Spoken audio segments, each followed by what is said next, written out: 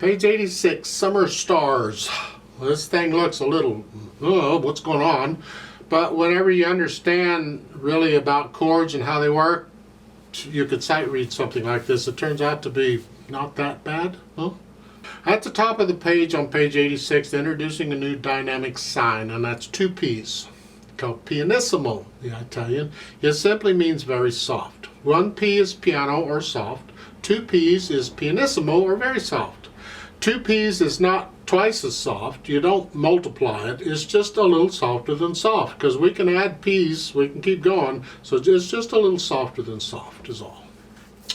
They also talk about broken chords a little bit. I've already talked about blocked and broken chords, remember, when we did the arpeggio thing. But a block chord's when they're at the same time, and a broken chord is anything else. There's all kinds of patterns for broken chords. Here, look at the beginning. All these notes at the first measure, it's just a G chord. And it's a broken G chord. And this what broke the pattern for the broken G chord here happens to be the arpeggiated pattern, because it's bottom to top. And when you think about it like that, you think, oh, these are just arpeggiated chords and runs. There's some runs in there too, like a measure 2. The left hand plays the first. Okay, it's just a run coming down. Okay, and this piece is basically just a bunch of arpeggios with runs coming down, more or less. That's its eighth notes. Anyway, let's look this over. 2 pages long, treble and bass clef, 1 sharp in the key signature. We're still in the key of G major. You know the rule about the scale and all that junk, blah, blah, blah. Okay. 3/4 time signature, and the eighth notes, 1 and 2 and 3 in. You just take it both hands at the time, because mostly it's just one hand playing, and it's just eighth notes again. You see how they're beaming them together every 2 notes? They're beaming them according to the beat. 1 and 2 and 3 and 1 and 2 and left hand plays that note, and then you come down and do it again. 5, it's the 5/7 chord. Remember, the 5/7 chord has 4 notes in it. We normally don't use the A, we use that, but we can, and here they are. We're using all 4 notes on this one. If you don't want to be up here, I'm still on measure 5, you know. If you don't want to be up here in the right hand, then use second. It's up to you, because I can do that and stay out here. But if you want to, you can go up there. Don't stay up there, come back out here. Measure 7, you got to come down here. So in measure 6, while the right hand is playing, the left hand's coming down. So it's ready to go. And then while the left hand's playing, the right hand's coming down. And in measure 9, you're coming back up. So while the right hand's playing, the left hand's coming up. And while the left hand's playing, the right hand's coming up. Measure 11's the 4 chord, the C chord. Measure 14, come down, and down again, and here, you get treble clef in the bottom staff at the end, last 2 measures, G and a D, hold that down and come up here. It has an 8 VA above the top staff, so you come up here, and then those 2 notes are by themselves. So you're moving around quite a bit, but you got time, because one hand is playing, you can move the other hand. You just have to learn when to move and when to look at the music and when to look down. And it becomes a habit after a while. When do you look where? It's like on measure 6. When I'm here, on measure 7, I got to be here. Well, I'm looking ahead as I'm playing. I'm looking ahead to see what's coming. And when I see that, I immediately get my left hand in place. And if I have to look down for that, because I already know I'm playing a broken chord in the right hand. I know what the notes are. I don't have to look at the music for the whole thing. So as I'm doing that, I'm getting the left hand down. And then I see I got to move the right hand, and this is just a broken chord too. So you learn when to look at the music, and you're only glancing down. You don't have to study the keyboard. You know what it looks like. You're just glancing down for a moment. So most of the time you're looking at the music, but you're looking down occasionally when you have to, when the hands are moving. And over time, you'll learn to get it, and it'll get smooth. It won't be smooth at the beginning. It'll be a mess at the beginning, but that's okay. Just stick with it and go slow, and you'll eventually get it. These eighth notes need to be even all the way through the piece.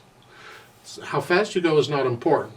Evenness is what's important. Now for the articulation, they got slurs on all these. As far as I'm concerned, you can slur the whole thing together, connect it all of it. There's no real sentences here as far as I'm concerned. It's just all. I'd connect the whole thing together all the way through. Dynamics, well, you start out moderately soft, medium, MP, mezzo piano, whatever you think sort of soft is, and you're going to go up to moderately loud. So you come up to mezzo forte is moderately loud, except the first note in the second measure has an accent. Well, that takes that one note up to loud. Don't know why they want it loud, but they do. So okay, so you play it a little louder, and this is loud, this is moderate, that's loud, and then moderately loud, come back down, and now measure 3, you're very soft. Soft, a lot softer. How soft can you play? And you're staying there until measure 5, you go back up to moderately soft. Go up to moderately loud for measure 7. Accent, measure 8. You read the dynamics, you can get them as well as I can. On measure 12, they want you to go up to loud with an accent, makes that one note very loud. I don't really know that you need accents on them, but they want them, okay. And then you got the last few measures, measure 14, you're moderately soft, soft, and you go down, it's very soft. See, it's easier to play soft when you get up high, so just, yeah. Speed.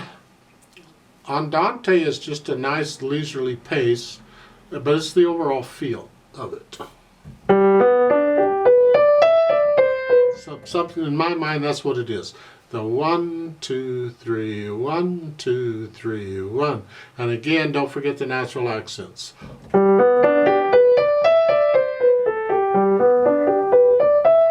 You'd think, well, we could almost just forget the natural accents on this because really it just all kind of runs together. I still think we need the natural. We need to know where the first of the measure is. So I would still put in a 1, 2, 3, 1, 2, 3 feel to it. And then of course there's pedal. Well, that'll be fun because that's just gonna, okay. And it's overlapping pedal pretty much throughout, but it's going to be lag pedal or synchronized pedal. It's the hands do their thing first and then the pedal. So the pedal lags behind what the hands is doing. They're synchronized together, sort of. Or legato pedal is another name for it. So we always have sound going. So I'm going to push the pedal down right after I play the note. Hold it. Change the pedal after I play the note.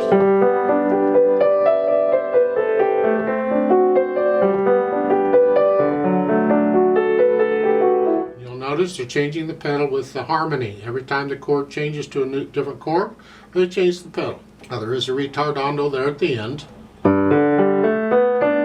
Just slowing down a little bit. How much? Feel it. I don't know.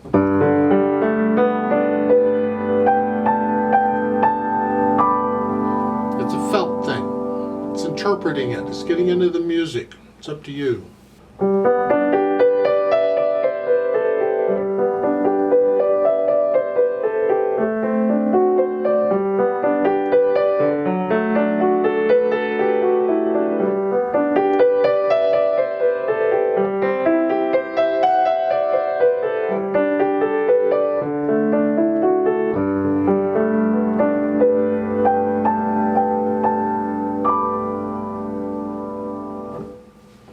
Let's play this together very slowly and double check all the notes and rhythms. I'm not going to do the pedal because you can hear the notes better without the pedal. So I'll give us 3 counts. Let's try. I'm not going to do any dynamics. I'm just playing notes here. Now because it's all 8th notes everywhere, I put the metronome on 8th notes. So the metronome is beating 8th notes. It's going to be really slow. 1 and ready and go and 1 and